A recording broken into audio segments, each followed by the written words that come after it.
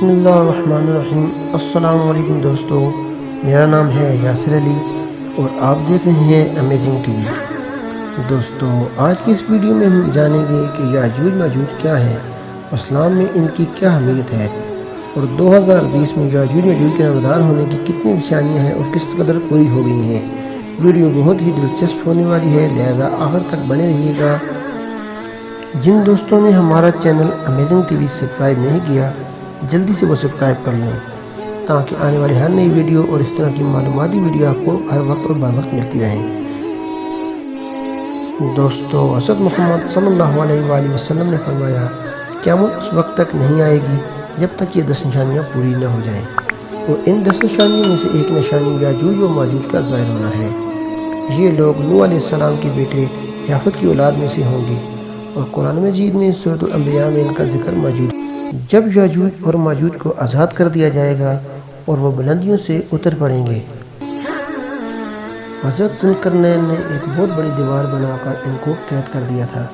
قرآن مجید میں اس دیوار کے بارے میں اللہ تعالیٰ نے ارشاد فرمایا کہ ذوالقرنین نے کہا، یہ اللہ کی رحمت ہے اور جب میرے اللہ کا وعدہ آئے گا اسے ڈھا کر ہموار کر دے گا۔ اللہ تعالیٰ اپنے وعدے کو ہمیشہ سچا کرتا ہے۔ ذوالقرنین حضرت ابراہیم علیہ السلام کے دور میں ایک عرب مسلمان بادشاہ تھے۔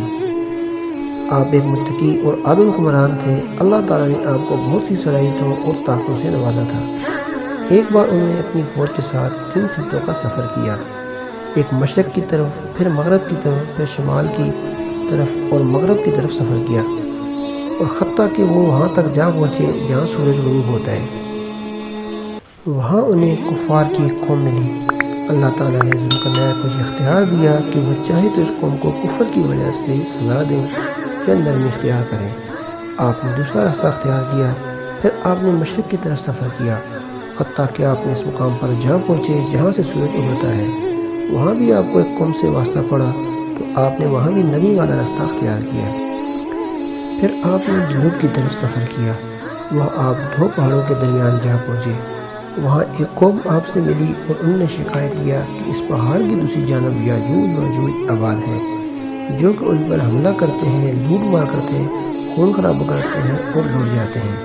تو انہوں نے آپ کی ہیبت اور طاقت کو دیکھ کر آپ سے درخواست کی کہ آپ ان کی حفاظت کے لیے ایک بڑی دیوار قائم کر دیں، جس کی وجہ سے یاجوج ماجوج پہاڑ کی اس طرف نہ آ سکیں۔ اس کام کے لیے آپ کو بڑی مال و دولت کی پیشکش کی گئی۔ آپ نے مال و دولت دینے سے انکار کیا اور لوہے کے بڑے بڑے تختوں سے دیوار تعمیر کروائی۔ اس دیوار کی موٹائی 60 گز ہے۔ حضرت ابو ہریرہ سے روایت ہے کہ یاجوج ماجوج دیوار توڑنے کی کوشش کرتے ہیں، حتیٰ کہ اس مقام پر جا پہنچتے ہیں کہ انہیں دوسری طرف کی روشنی نظر آنے لگتی ہے، پھر کہتے ہیں کہ باقی کل توڑیں گے۔ دوسرے دن اللہ تعالیٰ اس دیوار کو اپنی پہلے جیسی حالت میں تبدیل کر دیتے ہیں۔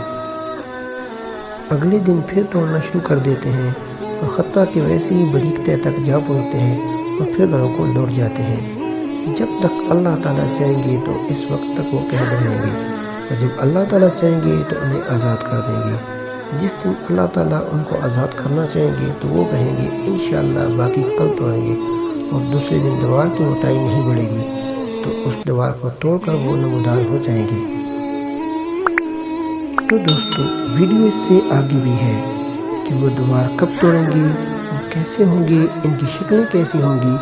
مکمل تفصیل جاننے کے لیے اس ویڈیو کا دوسرا پارٹ دیکھنا نہ بھولیں، اور اگر آپ نے ہمارا channel amazing T V subscribe نہیں کیا تو ابھی سبسکرائب کر کے ساتھ لگے بیل آئیکن کو آن کر لیں تاکہ اس ویڈیو کا دوسرا پارٹ آپ کو سب سے پہلے مل سکے۔